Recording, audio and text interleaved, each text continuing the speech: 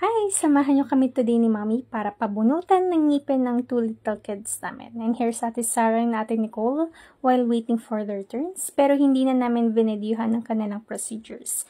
And after that, pumunta kami dito sa Pure Gold para mamili ng stocks dahil Daddy's finally coming home from Boracay. And dahil para mamili na rin ng mga baon ng kids sa school. So ito na nga, pinupuno na namin ng cart dahil syempre, nandito na kami sa Pure Gold. Kailangan punuin ng cart. Just. So, ayan. Tapos na kaming mamili. And naghihintay kami ng aming sundo na si Kuya Jeff. And here's Ate Nicole na bagong bunot. Napaka-pretty talaga. And dito nga sa Naga Road, nako, napaka-traffic. Walang araw ata na hindi naging traffic dito.